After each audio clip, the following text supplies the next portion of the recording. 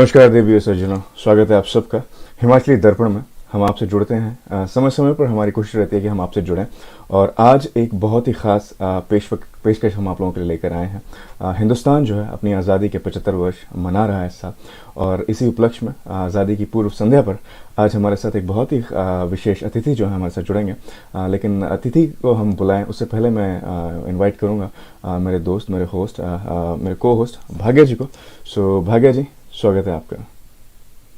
Thank you Arun ji, और नमस्कार सभी श्रोताओं को, दर्शकों को। जैसे कि आपको पता है कि हिमाचल दर्पण प्रोग्राम हम जो है लाइव टॉक शो करते हैं हमेशा कनाडा से थ्रू परदेसी टीवी। तो आप सबका हार्दिक अभिनंदन है आपके अपने प्रोग्राम हिमाचल दर्पण पर, जो कि परदेसी टीवी द्वारा रिले किया जाता है। ये जो हमारा जो शो है, ये इंडिया से बाहर हिमाचल का पहला लाइव टॉक शो है। और हमारी हमेशा कोशिश यही रहती है कि हम हमेशा किसी भी ओकेशन पे जो है कि अच्छी से अच्छी डिग्निटरीज को जो है अपने प्लेटफॉर्म पर लेकर आएँ, उनसे ढेर सारी बातें करें और उस ओकेशन को सेलिब्रेट करें। जैसे कि अरुण जी ने बताया, आज हमारे 75वें स्वतंत्रता दिवस की पूर्व संध्या पर जो हमारे चीफ गेस्ट हैं, जो हमारे एक्टिंग हाई कमिश्नर कनाडा के हैं, acting high commissioner India to Canada हैं, श्री अंशुमान गौर जी, वो हमारे साथ हैं। आज हम उनके साथ जो है ढेर सारी बातें करेंगे और डेफिनेटली इंडिया के प्लान्स के बारे में जानेंगे कि कैसे जो है इंडिया कनाडा की टाइज जो स्ट्रॉन्ग हो रही है। तो अरुण जी, हम आमंत्रित करना चाहेंगे श्री अंशुमन गौर जी को, honourable acting high commissioner India to Canada. नमस्कार अंशुमन जी, कैसे हैं सर? नमस्कार अरुण जी, नमस्कार भाजी जी। जी अंशुमन जी, आपको सबसे हिमाचली दर्पण के सभी दर्शकों और श्रोताओं को हमारा नमस्कार। और आज बड़ा ही विशेष दिन है, भारत के स्वतंत्रता दिवस की संध्या पे आपको बात करने का मौका मिल रहा है। तो इस अवसर पे हम लोगों को यहाँ आमंत्रित करने के लिए आपका बहुत बहुत धन्यवाद। जी अंशुमन जी, एक तो हिंदुस्तान की आज़ादी का पर्व है और दूसरा 75 साल हो रहे हैं हमारी आज़ादी को। तो सेलिब्रेशन तो दोगुनी चौगुनी हो जाती है और हर तरफ तिरंगा ही तिरंगा नज़र आ रहा है, चाहे वो हिंदुस्तान हो, कनाडा हो, यूएस हो, यूके हो। तरह तरह की पिक्चर्स, तरह तरह के वीडियोस जो हैं दोस्तों से शेयर करने को मिल रहे हैं। So how is the response that you felt in Canada for this Har Ghar Tiranga? Well, the response in Canada has been phenomenal. I mean, if you've been tracking our social media, you would have seen yesterday the people in Ottawa turned out in huge number to celebrate Har Ghar Tiranga. They were carrying the tricolor, their cars were decked up with tricolor. We have seen similar response in GTA. I know in Mississauga, Brampton, and also in Vancouver and Calgary. And I think even in Montreal we have had celebrations. So the Indian community in Canada is very dynamic. It's very engaged with the Indian root and Indian culture.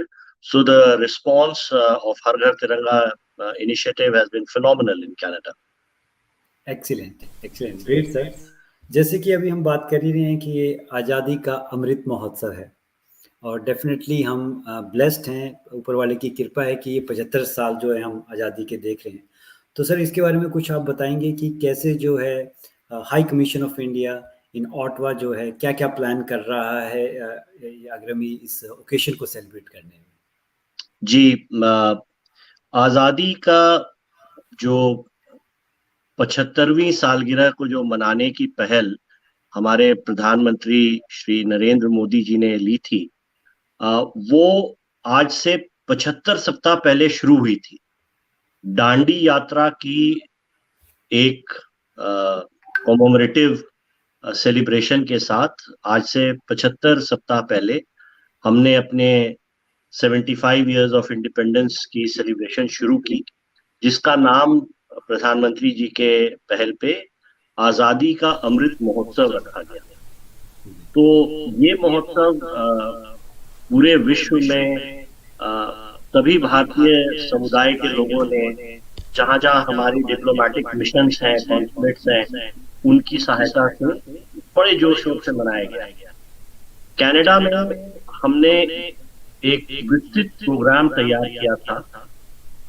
Ottawa में Toronto में और Vancouver में हमारे post और जो mission है उनके पहल पे इसमें musical events, cultural shows, drama और जो कनेडियन एस्टैब्लिश्ड फेस्टिवल्स थे उनके माध्यम से इंडियन कल्चर को शोकेस करने की पहल की गई। ओटावा में जैसे अगर पिछले महीने देखें तो हमने एक पुडुचेरी ब्लू के नाम से पेंटिंग एग्जीबिशन लगाया। अभी ओटावा में महाभारत उत्सव चल रहा है जो कि आजादी का अमृत महोत्सव सेलिब्रेशन का एक अभिन्न हिस्सा है। इसी तरह से वैंकूवर में भी कल और परसों दोनों दिन वहां पर आजादी का अमृत महोत्सव की फिनाले मनाई जा रही है। टोरंटो में इंटरनेशनल फिल्म फेस्टिवल में कई कॉन्सर्ट्स किए गए, एग्जीबिशंस लगाए गए, रोम के साथ मिलकर के इंडियन फैब्रिक का सेलिब्रेशन किया गया, खादी का एग्जीबिशन लगाया जा रहा है। तो ये करीब 150 कार्यक्रम इस पिछले पूरे 75 सप्ताह में मनाए गए जो कि मेन कार्यक्रम है। इसके अलावा 100 कार्यक्रम कम्युनिटी की मदद से, जो हमारे इंडिया कनाडा एसोसिएशन है उनकी मदद से यहाँ पर हमने इसको मनाया है। तो जो एंथुसियाज्म और जो सपोर्ट कनाडा में हमें देखने को मिला, despite the pandemic still continuing for the last at least in the initial period of celebration, that was phenomenal. Great sir, आपने अभी बात की इंटरनेशनल फिल्म फेस्टिवल की। फिल्म फेस्टिवल से जोड़ते हुए एक सवाल जो हम लोगों के मन में था कि कनाडा में और हिंदुस्तान में अगर आप देखें तो फिल्में जो हैं चाहे वो कनेडियंस हो हिंदुस्तानी हो उनको बांधती हैं एक तरह से। कनेडियन जो फिल्म मेकर्स हैं उनके लिए कोई सुविधाएं जो इंडिया में जाके अगर कुछ फिल्में बनाना चाहते हैं, या फिर इंडियन फिल्म मेकर हैं वो अगर कनाडा में आके कुछ फिल्में बनाना चाहते हैं, तो उस दिशा में हमारी सरकार या हमारा हाई कमीशन कोई कदम उठा रहा है सर? जी, आपने बड़ा अच्छा प्रश्न पूछा। जैसा आपने ठीक कहा, चलचित्र एक बड़ा सशक्त माध्यम है। उसके इम्पैक्ट को हम यूटिलाइज करें दोनों देशों में सौहार्द और मित्रता बढ़ाने के लिए, ये हम सबका उसमें मंशा रहती है। आपको जान के खुशी होगी कि इंडिया और कनाडा के बीच में ऑलरेडी हमने एक ऑडियो विजुअल एग्रीमेंट साइन किया हुआ है जिसके तहत दोनों देशों के ऑडियो विजुअल कंटेंट को डेवलप करने में दोनों देशों में उनकी मदद की जा सकती है। तो अगर कोई इंडियन कनाडा में आके कैनेडियन लोकेशंस पे फिल्म बनाना चाहते हैं, या कोई कैनेडियन इंडिया जाकर के फिल्म मेकिंग का काम करना चाहते हैं, तो इसकी व्यवस्था ऑलरेडी है। हमारे कॉन्सुलेट और हमारा मिशन ऐसे सारे इनिशिएटिव्स को सपोर्ट करता है। बहुत जगह कैनेडियन सोर्सेज से फंडिंग भी अवेलेबल है। हम ऐसे सारे प्रोजेक्ट्स को वीजा फैसिलिटेशन से मदद करते हैं, और हम रिक्वेस्ट करते हैं कि कैनेडियन साइड भी हमारे फिल्म मेकर्स को वीजा दे करके मदद करे। मुझे पता है कि कुछ दिनों में 2-3 बड़ी फिल्म कंपनीज कनाडा आ रही हैं अपने प्रोडक्शन फिल्म शूटिंग करने के लिए। तो this project is already quite well developed, and we already have the framework in India Canada audio visual agreement, where we hope more people will take advantage to do the filmmaking, collaborative filmmaking between the two countries. Great sir. जहाँ की आपने बात की sir कि अभी हम film industry को भी प्रमोट कर रहे हैं और कमर्शियली जो है इंडिया कनाडा की जो रिलेशंस है वो भी दिन प्रतिदिन बेहतर होते जा रहे हैं। जब इसी चीज़ के ऊपर हम सब बात करते हैं तो एक बात आती है कि इकोनॉमिक ट्रेड पार्टनरशिप एग्रीमेंट के ऊपर, इसके ऊपर जो है काफ़ी दिनों से मीडिया में भी काफ़ी चर्चा हो रही थी कि इंडियन हाई कमीशन जो है very closely working on that. So हमारे सर जो भी दर्शक हैं वो जानना चाहेंगे कि उसकी क्या अपडेट है और इंडियन हाई कमीशन जो है कितने कदम जो आगे बढ़ चुका है इसके लाइक फैंटास्टिक रिजल्ट्स लाने के लिए। जी देखिए, ऐसा है कि जैसे जैसे भारत की अर्थव्यवस्था मजबूत होती है, विश्व में भारत को एक आर्थिक शक्ति के रूप में स्वीकार किया जाता है। उसी के साथ साथ कनाडा और भारत के संबंधों में भी जो आर्थिक पहलू हैं उनकी महत्ता बढ़ती है। Now the commercial relations have become the driver of our bilateral relations.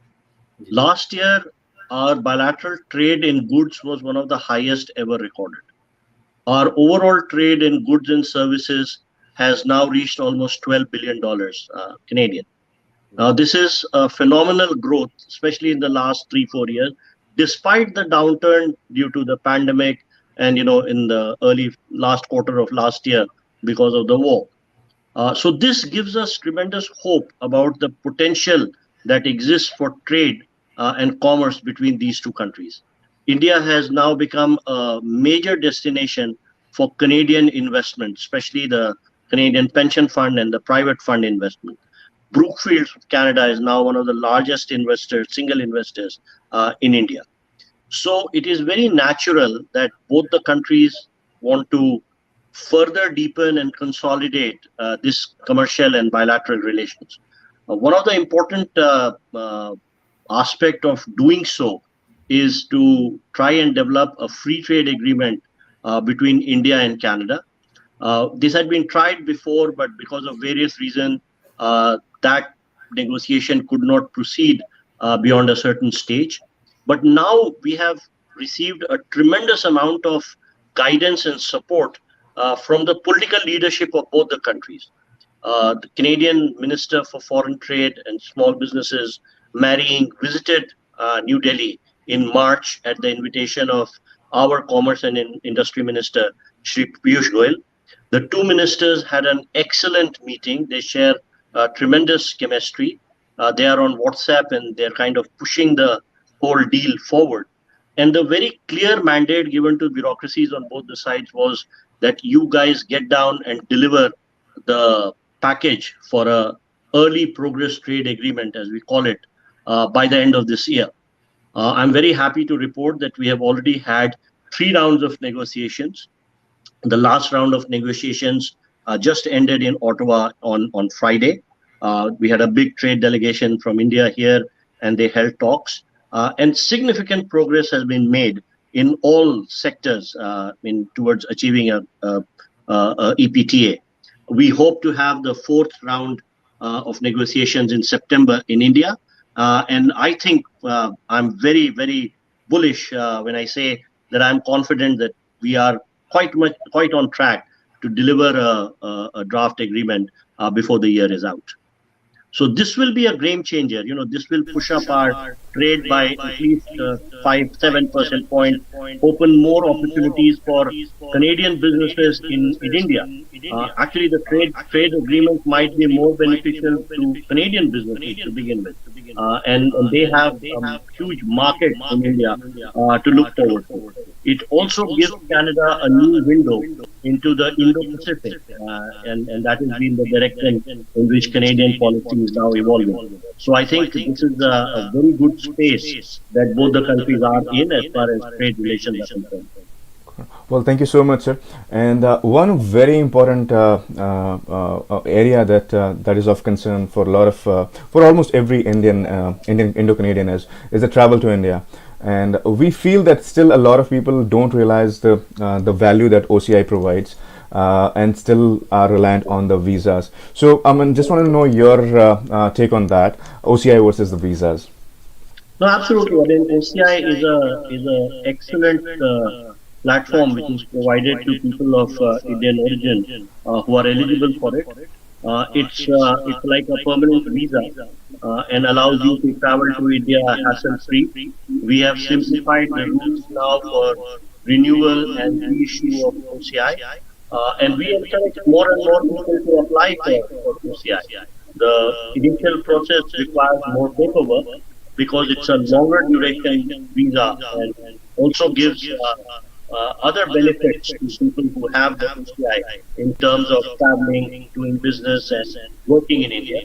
So we definitely encourage people of the Indian communities here, people of Indian heritage, to try and seek a OCI for themselves because it does reduce the transactional hassle of seeking a visa every time you want to travel to India. Thank you, thanks a lot sir. Sir जब हम बात करते हैं OCI की, travel की, तो एक बड़ा ही सिंपल क्वेश्चन जो है सब लोगों में आता है सर, स्पेशली इंडियन डायस्पोरा में, ट्रैवलिंग का। और हम अभी देख रहे हैं पोस्ट कोविड जो है ट्रैवलिंग जो है काफ़ी एक्सपेंसिव भी हो चुकी है।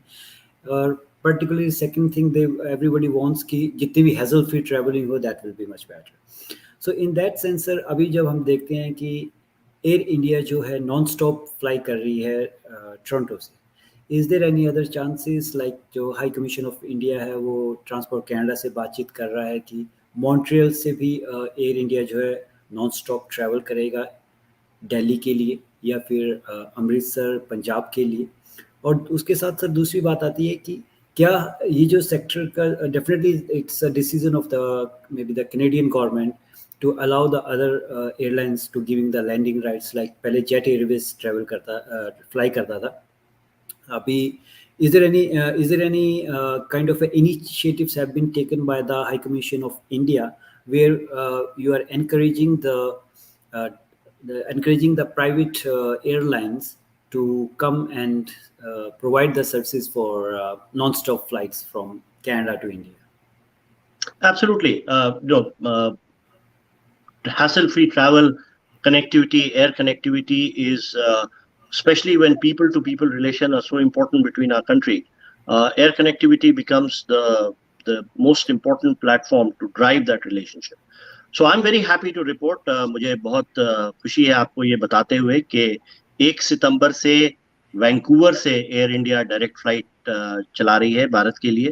तो एक ये एडिशनल डायरेक्ट फ्लाइट ऐड होती है। एयर कनाडा ऑलरेडी मॉन्ट्रियल और ओटावा से डायरेक्ट फ्लाइट्स चला रही है। Both the countries are also engaged in revision of the air service agreement. Not all the slots for air service agreement were being used so far, but हमारी उम्मीद है कि जब नया एयर सर्विस एग्रीमेंट दोनों देशों के बीच में समझौता उस पर पूरा होता है, so that will provide more avenues for airlines in both the countries, India and Canada, to start direct routes and operate direct flights. There's a long-standing demand for flight from Amritsar, but as you know that now all the airlines in India and Canada are private, and we do encourage them to look at the commercial aspect of operating such flights for the benefit of our people here. But we are very confident that with the new air service agreement, more flight routes and more opportunities will open. Okay. Thank you sir. And जब flights की बात हुई, travel की बात हुई, इसी के साथ एक बड़ा इंपॉर्टेंट क्वेश्चन यहाँ पे आता है। बहुत लोगों को इसका अंदाज़ा नहीं होता कि किस किस तरह से इंडियन हाई कमीशन जो है वो यहाँ रह रहे भारतीयों को, प्रवासी भारतीयों को किस तरह से मदद कर सकता है, चाहे वो हमारी फैमिलीज हों, चाहे वो यहाँ पे स्टूडेंट्स हों, नए स्टूडेंट्स हों, वर्क परमिट पर जो लोग काम करने आते हैं वो हों या परमानेंट रेजिडेंट हों।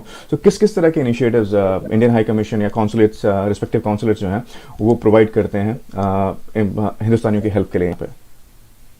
देखिए, हिंदुस्तानियों की मदद करना हमारा प्राइम रीजन है यहाँ पे होने का। Apart from the political and commercial relations that we have with Canada, one of the biggest mandate of the mission, especially with my government, is the protection and welfare of Indians here. Generally, the kind of complaints and issues that we receive in some other countries on a different economic trajectory are not present in Canada. This is a developed country.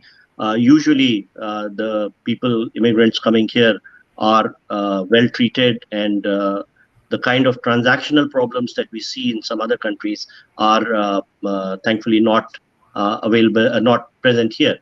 But that said, we provide a range of assistance and activities for Indian citizens who are in Canada. We have repeatedly taken up the issue of their continued safety and well-being with our Canadian counterparts, and that is something which we keep on working with the Canadian government to enhance. When the Indian citizens here face any kind of trouble, something as simple as having your money or wallet being lost or your travel documents being lost, we have emergency and quick reaction program to support them, to provide them immediate support. In the unfortunate event of the death of an Indian national here, we have provision for repatriation of their remains. We do have an outreach program now, which is very well, connected with the universities and colleges for welcoming and orientation of Indian students coming into Canada, which has seen a sharp increase in numbers in the last few years. Also, a range of other activities such as providing life certificate, for example, to our people who receive a pension. In the pandemic, we used digital technologies and remote verification processes to enable giving those services without inconveniencing our people. Then we have a program, where we do mission Aapke Dwar or consulate Aapke Dwar, where we go out and to the communities to provide them with the consular services that they need.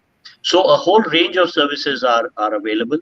Both our mission and post in Canada operate a special portal which is dedicated for filing of complaints and resolution of any consular issues that you might have. So I request all of you to use those services. Do go and visit our website, follow us on the social media to remain abreast with the latest information that we provide, with the latest advisories that we issue. Do register on our website because it helps us reach the Indians living in Canada better, especially in cases of an emergency. So stay connected to the High Commission, your nearest consulate. Do visit our websites, look at the information which is already there, and we always welcome feedback. So do write to us and help us improve how we serve you. Thank you so much sir. Sir एक आपसे जाते जाते एक और request है, दो तीन question शायद हमारे पास अभी और होंगे, लेकिन उससे पहले एक छोटी सी रिक्वेस्ट है कि जैसा आपको पता है कि ये 75th year of Indian independence है और टोरंटो में एक भव्य सेलिब्रेशन जो है वो इन प्लेस है अगस्त 21 को, जो नेथन फिलिप स्क्वायर पे, वो लगभग आई थिंक वो कनाडा के टॉप 10 बड़े फेस्टिवल्स में से एक होगी, जिसमें लगभग 60-70 हज़ार के आसपास फुटबॉल पूरे दिन में रहता है। सो एक रिक्वेस्ट है आपसे कि अगर आप थोड़ा समय निकाल कर अगर आप आएँ, so that will be amazing sir.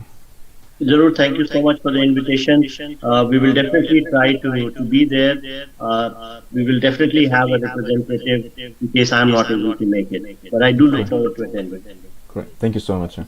Thanks sir. जब आपने बात की स्टूडेंट्स की, तो डेफिनेटली मैं जो भी न्यूली इमिग्रेंट्स आते हैं, स्टूडेंट्स आते हैं, उनसे ये हम हमेशा ही अपने प्रोग्राम की तरह रिक्वेस्ट करते हैं कि आप इंडियन हाई कमीशन के साथ जरूर रजिस्ट्रेशन कराएं।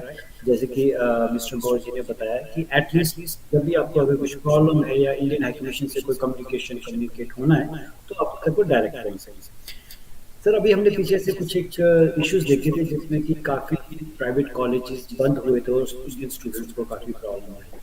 क्या इंडियन हाई कमीशन कुछ ऐसे एक लिस्ट बना रहा है या ऐसा कोई एक पोर्टल तैयार कर सकता है जो कि इंडियन हाई कमीशन और कॉन्सुलेट जनरल की वेबसाइट्स के ऊपर जो कि ब्लैक लिस्टेड कॉलेजेस को एटलीस्ट वहाँ पे highlight कर सके, और some of the key points can be listed over there where when the students are planning to fill up their visas or immigration processes, when they are aware we have to be a little bit careful with certain colleges.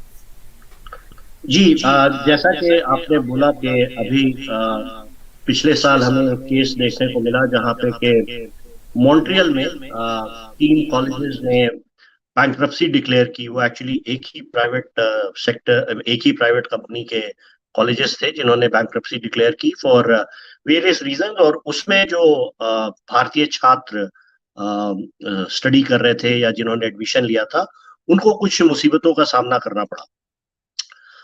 उस case में हमारे mission ने बड़े quickly और बहुत ही तत्परता के साथ गवर्नमेंट ऑफ कनाडा और गवर्नमेंट ऑफ क्यूबेक के साथ उसमें संबंध बनाया और अपने जो छात्र थे उनको जो भी सहूलियत हम दिला सकते थे उसके लिए हमने काम किया।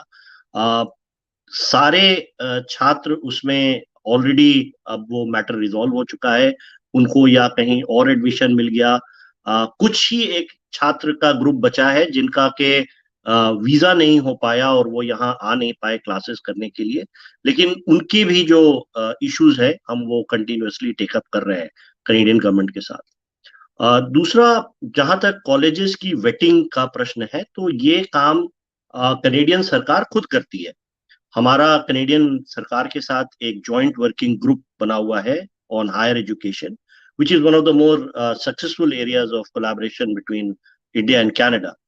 So, as part of this joint working group, the Canadian government is obliged to put out information and uh, put out a list of uh, colleges and institutes.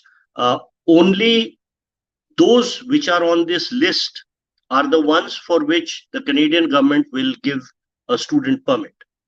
तो ये वेटिंग ऑलरेडी है, और इस तरह से कोशिश की जाती है कि जो स्पूरियस या सब स्टैंडर्ड कॉलेजेस हैं उनको हम लोग नहीं इस लिस्ट में शामिल करें।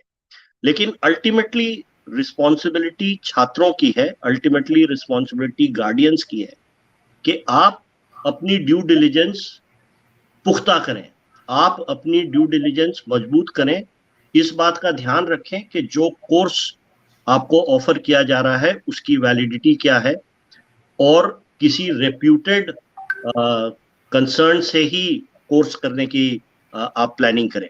इस संबंध में हमारे वेबसाइट पे ऑलरेडी एक डिटेल्ड एडवाइजरी स्टूडेंट्स के लिए उपलब्ध है जो यहाँ पढ़ना चाहते हैं, और मैं आपके प्रोग्राम के माध्यम से भारत के सभी छात्रों को जो कि कनाडा में पढ़ने की इच्छा रखते हैं उनसे रिक्वेस्ट करूंगा कि वो उस एडवाइजरी को, उस निर्देशिका को बहुत ध्यान से पढ़ें, क्योंकि उसमें हमने काफी पॉइंटर्स दिए हैं कि डूज एंड डोंट क्या हैं, आप किन बातों का ध्यान रखें ताकि आप इस तरह के फ्रॉड या अनफॉर्चुनेट इंसिडेंट से बच सकें।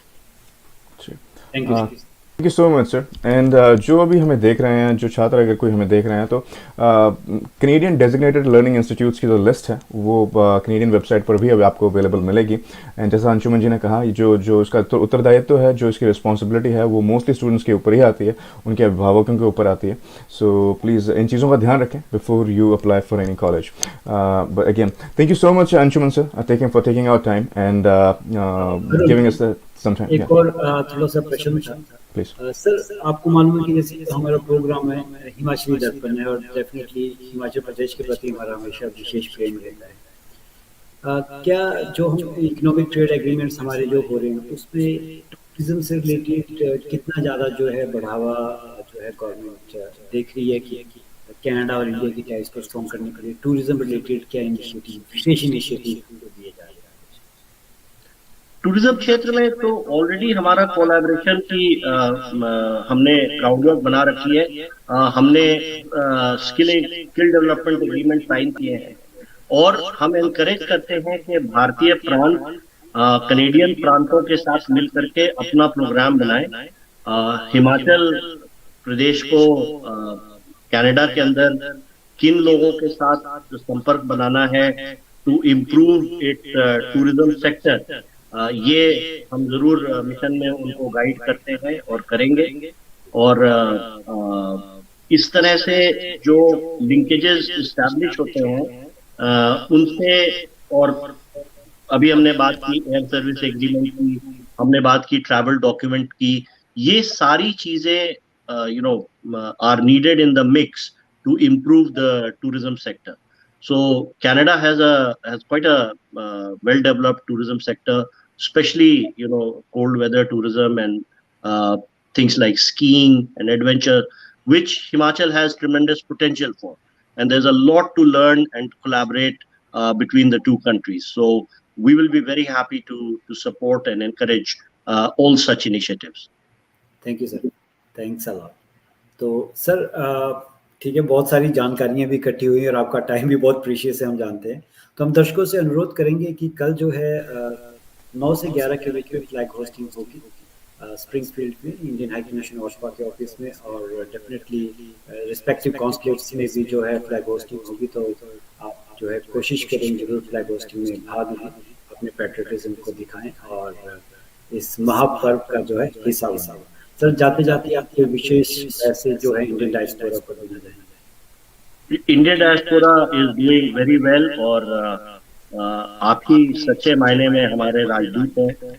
आप रिप्रेजेंट करते हैं इंडिया के वैल्यूज को, इंडिया की एथिक्स को, इंडिया के डिटर्मिनेशन को। कनाडा में the community has done very well, and all of us in India are very proud of the success that the community has achieved here. So we request you to remain engaged with us. And as Bhagitan Chandraji said, please do join us tomorrow at 9 for the flag hoisting ceremony at the Indian High Commission.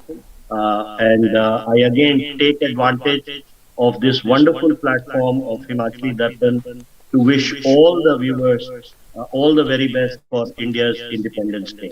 Namaskar and Jai Hind. नमस्कार। Thank you so much, sir. Thank you sir, thanks a lot. Ji